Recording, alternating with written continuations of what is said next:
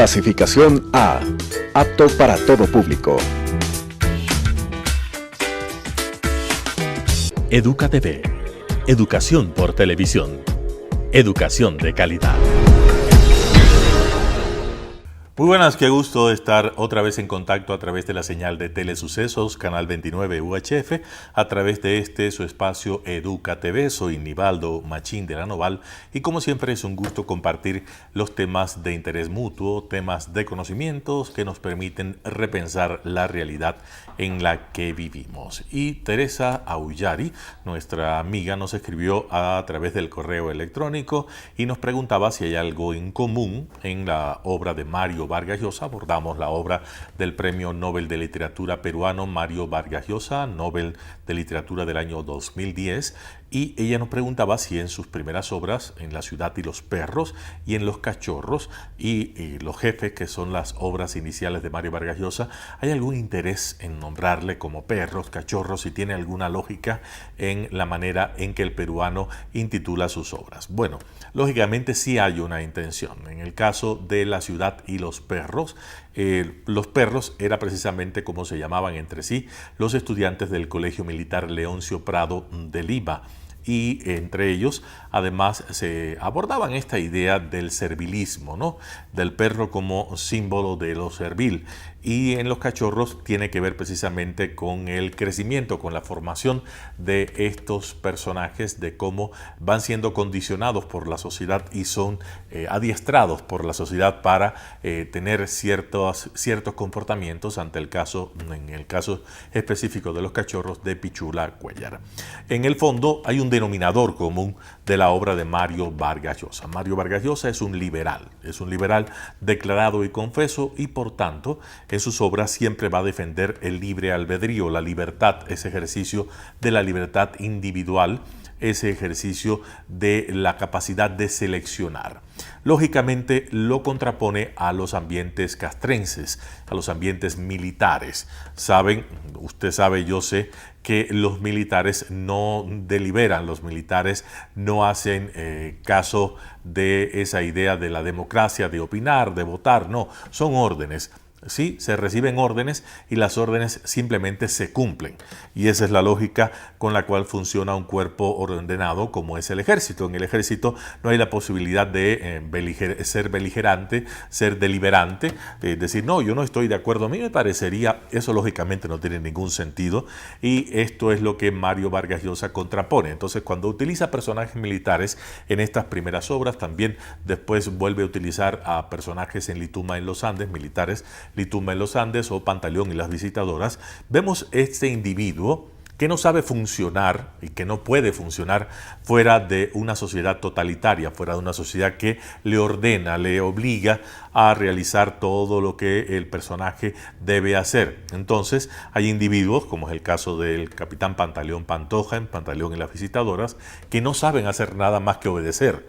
Pantaleón es un hombre industrioso, es un excelente empresario, es una persona que tendría éxito en la vida fuera del ejército, pero él dice, yo no sé hacer otra cosa que obedecer. Y entonces Vargas Llosa muestra esta idea de la obediencia, esta idea de la falta de libertad en las sociedades totalitarias, y lo representa tomando como base un episodio biográfico, su estancia en el Colegio Militar Leoncio Prado de Lima, un colegio que existe hasta la actualidad y que le hizo un homenaje incluso a Vargas Llosa cuando recibió el Nobel de Literatura, un colegio que lógicamente con el paso del tiempo y todas las cosas que han acontecido en la obra del Nobel peruano, ya no representa lo que en su momento representó un evento traumático donde se coartaba cualquier indicio de libre albedrío, de libertad, de capacidad de elección. Entonces la pregunta siempre es, ¿qué pasaría si tú vivieras en una sociedad en la cual no se te permite ejercer tu libertad? Entonces, nombrar las obras con esto tendría que ver específicamente con ese ideal libertario en la vida de Mario Vargas Llosa, con ese ideal de defensa del liberalismo que él considera como la mayor de las virtudes o de las teorías políticas o de las mejores doctrinas políticas del mundo, porque permite que el individuo individuo sea eso, un individuo, y pueda ejercitar en plena individualidad sus derechos y sobre todo asumir las consecuencias de sus acciones, sus responsabilidades y demandar el ejercicio de esos derechos a partir del enfrentamiento con los estamentos del poder. Entonces, pues, esperemos que hayamos contestado la pregunta de nuestra querida amiga, y hablando de este tema de los cachorros y la ciudad y los perros, hoy precisamente vamos a hablar de perros. ¿Sí? Los perros son criaturas excepcionales que nos han acompañado ya durante muchísimos años. Hay vestigios antiguos en la comunidad primitiva, en la primera etapa de la comunidad primitiva, en el Paleolítico. Hay entierros, el más antiguo que se ha hallado es en Bélgica, donde aparecen entierros y al lado hay un perro. Entonces, la pregunta es, bueno, ¿cómo llegó el perro a la vida de los humanos? Primero hay que recordar que el perro es una rama derivada del lobo, ¿sí? Los primeros perros eran lobos, así que cuando usted tenga un perro, obsérvelo. Puede ser que sea algo tan diminuto como un chihuahua, que es el perro más pequeño del mundo, o algo tan enorme como un gran danés, que es el perro que alcanza la mayor estatura, pero ahí hay un lobo. Entonces observe los ojos de su perro y recuerde que allá adentro hay un lobo en algún lugar de toda esa configuración y manipulación del material genético. Hay un lobo. Hay un lobo que llegó a la vida de los seres humanos y no sabemos, o no hay una teoría que diga por qué. Se piensa que la domesticación más antigua ocurrió en el norte de China.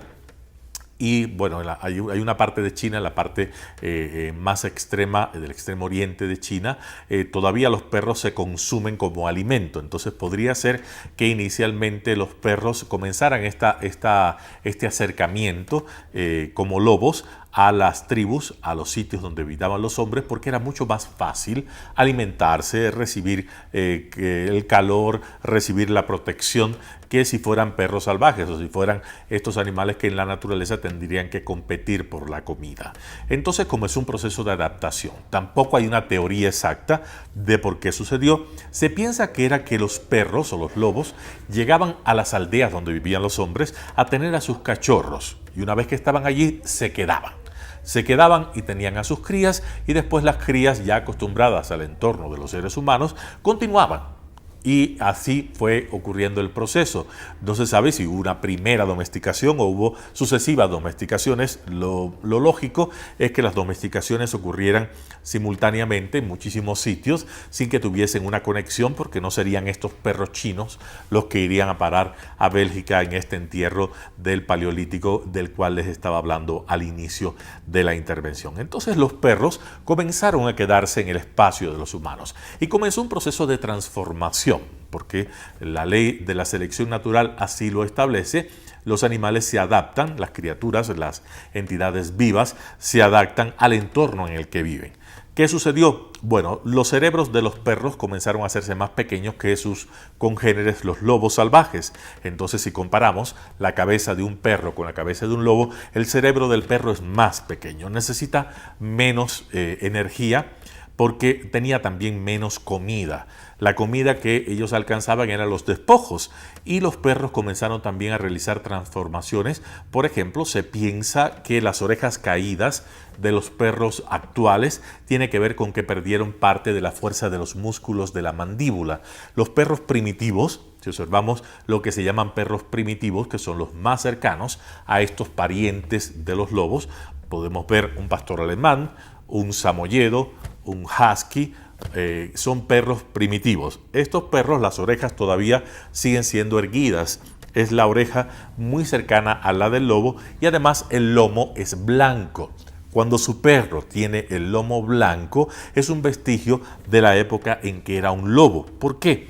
Porque el lomo oscuro del lobo le permitía cazar y no ser detectado, y la parte blanca lógicamente le permitía acercarse a la superficie. Entonces eran bicolores, la parte de abajo era muy clara, no necesitaban esconderse, la parte de arriba necesitaban camuflarla, y por eso es el pelaje mucho más oscuro. Por eso muchos perros tienen todavía la pechera blanca, manchas blancas en el pecho. Eso indica una evolución del lobo, un vestigio genético que todavía queda en lo que son ahora nuestros amigos y que ya perdieron muchísimo en el camino con tanta manipulación de las razas, de las especies y la creación de nuevas especies. Lo cierto es que comenzaron a vivir en estas tribus y comenzaron también un proceso de adaptación a nivel alimentario.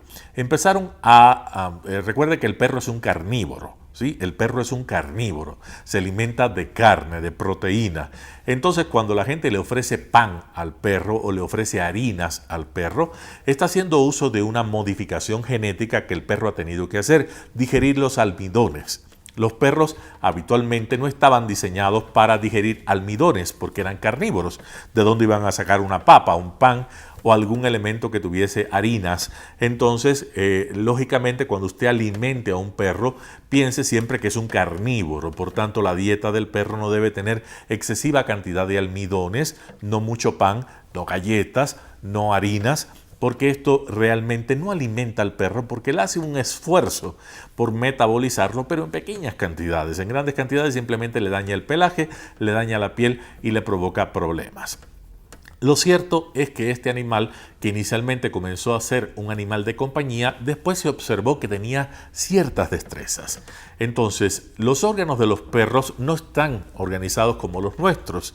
Los perros, para nosotros, lo más importante es la vista. El órgano más importante del ser humano es la vista, y cuando se activan los centros nerviosos del cerebro es fácil observar que la vista ocupa el lugar más importante. Nosotros vemos todos los colores, la mayoría de las personas ven todos los colores, excepto aquellas personas que les llaman daltónicas. Los perros también tienen algo similar a lo que sería el daltonismo en los seres humanos, quiere decir solamente ven el rojo y el verde, en una gradación de grises. Realmente es la lógica de ellos, no ven a color, por eso no tienen la forma de percibir el mundo como nosotros. Entonces la vista para los perros no es lo más importante, es recién el tercer órgano.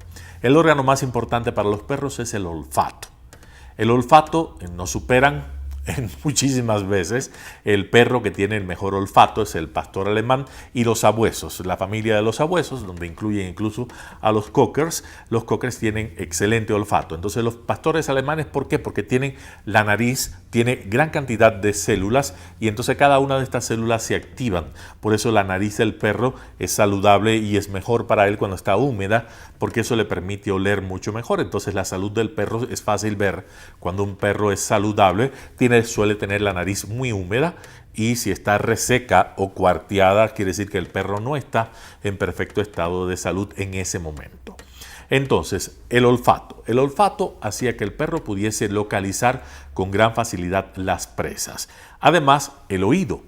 El oído del perro es muchísimas veces más capaz que el nuestro. Ellos pueden escuchar la hierba crecer, pueden mover la oreja en muchísimos más ángulos que nosotros. Vemos que las orejas de los perros pueden rotar, las nuestras no se mueven del sitio en el que están, y entonces además la posición, colocadas las dos hacia el frente, les permiten captar y oír mucho mejor que nosotros. El oído en nosotros no es realmente una maravilla. Entonces, con un gran olfato y un gran oído, ya se imaginarán que la primera de las funciones de los perros fue guardianes.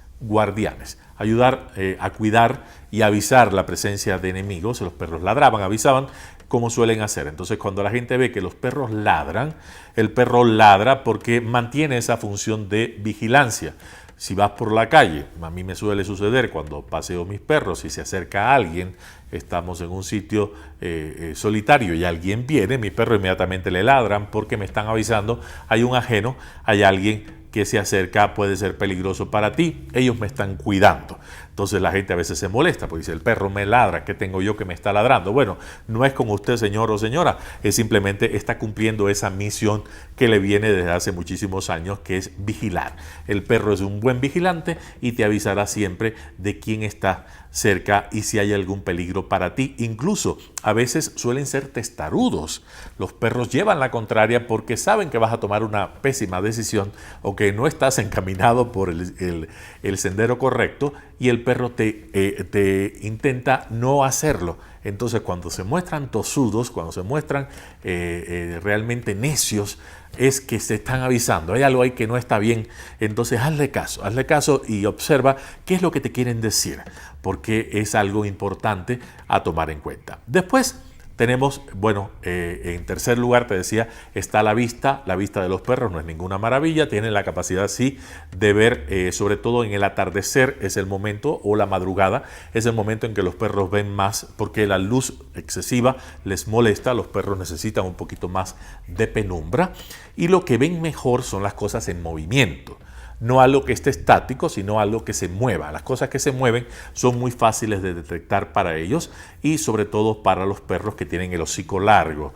Estos perros que se utilizan en cacería, los galgos, estos perros tienen la facilidad de ver muy bien todo aquello que se mueve.